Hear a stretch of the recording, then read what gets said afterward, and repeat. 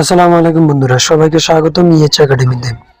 আজকে আমরা জানবো টাইপস অফ নেটওয়ার্ক এবং নেটওয়ার্কের সুবিধা এবং অসুবিধা।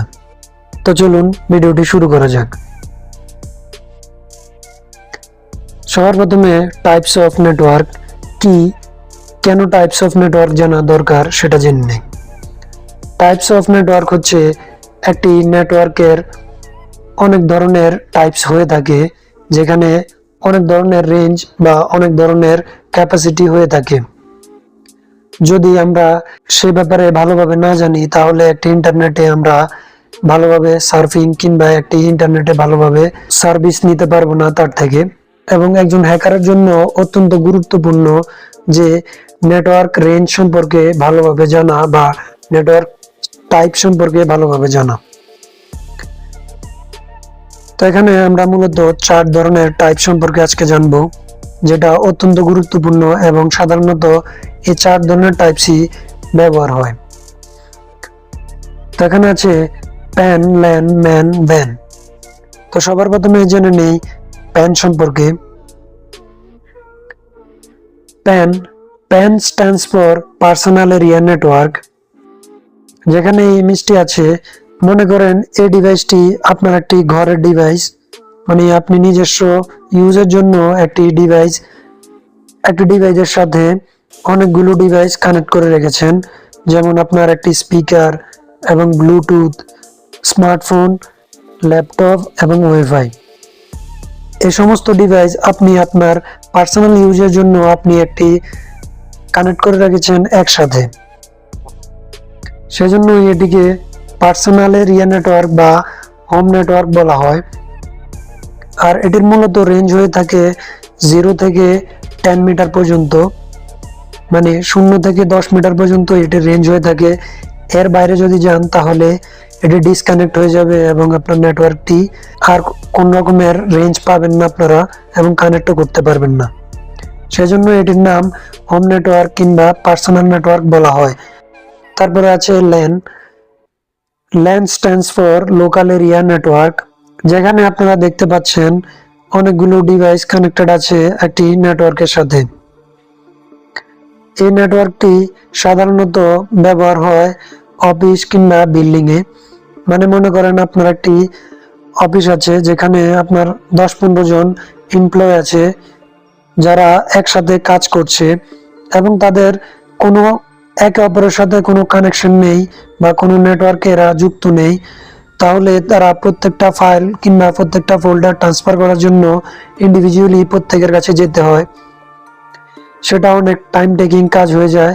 সেজন্যই যদি আপনারা আপনার একটি নিজস্ব ল্যান নেটওয়ার্ক তৈরি করেন, তাহলে সেখানে এটার মাধ্যমে আপনারা যে কোনো ফাইল, ফোল্ডার কিংবা যে কোনো ডকুমেন্ট ইজিলি একে অপরের সাথে ট্রান্সফার বা শেয়ারিং করতে পারবেন। এতে করে সুবিধা হয়, আপনার অনেক সময় বাঁচে এবং অনেক ধরনের সমস্যার সম্মুখীন থেকে আপনারা বেঁচে যান। তো এই ধরনের নেটওয়ার্ক সাধারণত অফিস কিংবা বিল্ডিং এ ব্যবহার হয়।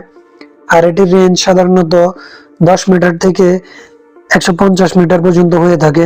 এটি একটি অফিস কিংবা বিল্ডিং পুরোপুরিভাবে কভার আপ করতে পারে। তারপরে আছে man. Man stands for metropolitan area network. যেখানে এই ইমেজটি দেখতে পাচ্ছেন, এটি সাধারণত একটি ম্যান নেটওয়ার্ক সাধারণত তৈরি হয় অনেকগুলো ল্যান নেটওয়ার্ক সংযুক্ত হয়ে। আপনারা অনেকগুলো ল্যান নেটওয়ার্ক একসাথে যুক্ত করে একটি ম্যান নেটওয়ার্ক তৈরি করতে পারেন, যেখানে স্কুল, কলেজ, হসপিটাল কিংবা ফ্যাক্টরি এটি কভার আপ করতে পারে। মানে এটি সাধারণত ইউজ হয় একটি সিটিকে পুরোপুরিভাবে কভার আপ করতে পারে। এটি মানে একটি সিটিতে যত যা আছে সমস্ত কিছু এটি কানেক্ট করে নিতে পারে প্রত্যেকটা। আপনারা এটিকে রেঞ্জটি বড় করার জন্য আপনারা যে কোনো ল্যান্ড নেটওয়ার্ক তৈরি করুন, একটি ল্যান্ড নেটওয়ার্ক তৈরি করুন এবং সেটিকে অ্যাটাচ করে দিন মেইন নেটওয়ার্কের সাথে, মানে মেইন নেটওয়ার্কের সাথে। তাহলে এটির রেঞ্জ বাড়তে থাকবে। মানে হচ্ছে এটি পুরো একটি শহরকেই কভার আপ করতে পারে। এখানে কোনো রকমের স্পেসিফাই নাই যে আপনারা শুধুমাত্র 3টি বা 4টি ল্যান নেটওয়ার্ক এটির সাথে মেন নেটওয়ার্কের সাথে কানেক্ট করতে পারবেন। এখানে n number of LAN network আপনারা কানেক্ট করতে পারবেন, কোনো সীমারেখা নেই। তারপরে আছে WAN, যেখানে WAN stands for wide area network. সাধারণভাবে বলতে গেলে অনেকগুলো ম্যান এবং ল্যান নেটওয়ার্ক সংযুক্ত হয়ে একটি WAN নেটওয়ার্ক তৈরি হয় এবং এটির রেঞ্জ কোনো ফিক্স নয়, মানে এটির কোনো নির্দিষ্ট রেঞ্জ নেই। এটি পুরো ওয়ার্ল্ড কিংবা একটি পুরো কান্ট্রির জন্য ব্যবহার হয়।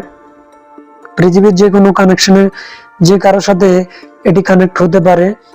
WAN নেটওয়ার্ক, যেটি সাধারণত আমরা এইভাবে বুঝতে পারি যে বর্তমানে আমরা যে ইন্টারনেট ব্যবহার করছি, পৃথিবীর যে কারোর সাথে যে কোনোভাবে যে কোনো সময় যোগাযোগ করতে পারছি বা কানেক্ট করতে পারছি, এটি মূলত WAN নেটওয়ার্ক।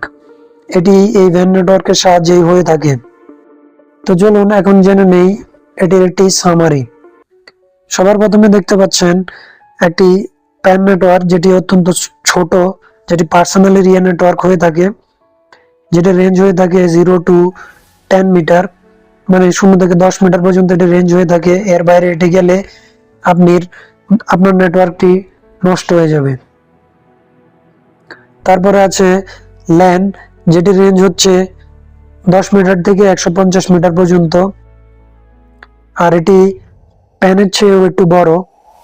তারপরে আছে ম্যান, যেখানে এটি রেঞ্জ হচ্ছে 150 মিটার থেকে 50 কিলোমিটার, মানে এটি পুরো একটি সিটি কভার করতে পারে। এটি একটি ছোট সংখ্যার একটি অফিস কিংবা বিল্ডিং কভার করতে পারে। তারপরে আছে WAN, যেটি পুরো ওয়ার্ল্ড কিংবা পুরো পৃথিবীকেই এটি সংযুক্ত করে রাখে। এটির সাহায্যে আপনারা পৃথিবীর যে কারোর সাথে যে কোনো সময় কানেক্ট করতে পারেন এই WAN নেটওয়ার্কের সাহায্যে। তো এখন দেখতে পাচ্ছেন সামারিতে যে সবচেয়ে ছোট হচ্ছে প্যান, তারপরে হচ্ছে ল্যান, তারপরে হচ্ছে ম্যান, তারপরে হচ্ছে WAN। তো এখন জেনে নেই কিছু অ্যাডভান্টেজ এবং ডিসঅ্যাডভান্টেজ। এখানে অ্যাডভান্টেজ সবার প্রথমে আমরা জেনে নিচ্ছি ওপেন টু এভরিওয়ান, মানে যে কারোর জন্যই ইন্টারনেট অ্যাক্সেসেবল, মানে ওপেন আছে, যে কেউ এসে যে কোনো মুহূর্তে ব্যবহার করতে পারে। ফাইল শেয়ারিং, এখানে ফাইল শেয়ারিং এর ফ্যাসিলিটি দেওয়া হয়। সিকিউরিটি, নেটওয়ার্ক আপনাকে সিকিউরিটি প্রোভাইড করে। Easy to add a new device, মানে অনেক সহজ একটি নতুন ডিভাইস কানেক্ট করা। তারপরে আছে ব্যাকআপ অ্যান্ড রিস্টোর, মানে এটি আপনাকে ফ্যাসিলিটি দেয় যে কোনো কিছু ব্যাকআপ করে রাখা এবং স্টোর করে রাখা, এই দুই ফ্যাসিলিটি এটি প্রোভাইড করে। এখন আমরা জেনে নেই কিছু ডিসঅ্যাডভান্টেজ, যার মধ্যে সবার প্রথমে আছে নেটওয়ার্ক ডিভাইস রিকোয়ার্ড, মানে হচ্ছে অনেক ধরনের নেটওয়ার্ক ডিভাইস প্রয়োজন একটি নেটওয়ার্ক তৈরি করার জন্য। মানে একটি কম্পিউটার নেটওয়ার্ক তৈরি করার জন্য অনেক ধরনের ডিভাইস প্রয়োজন হয়ে থাকে, যেমন সুইচ, হাব, এ ধরনের অনেক ধরনের ডিভাইস প্রয়োজন হয়ে থাকে। আমরা অবশ্যই বিস্তারিত এই বিষয়ে পরবর্তী ভিডিওগুলোতে জানবো। তারপর হচ্ছে ভাইরাস অ্যাটাক, অনেক ধরনের ম্যালিশিয়াস ফাইলের মাধ্যমে অনেক ধরনের ভাইরাস অ্যাটাকও হয়ে থাকে ইন্টারনেটের মাধ্যমে। এবং রিকোয়ার্ড হ্যান্ডেলার, মানে হচ্ছে যে আপনি এই ইন্টারনেট হ্যান্ডেল করার জন্য একজন লোককে আপনাকে রাখতে হবে, যে এটি সবসময় এটিকে টেক কেয়ার বা মেনটেন করে রাখে, সেজন্য একজন লোক প্রয়োজন।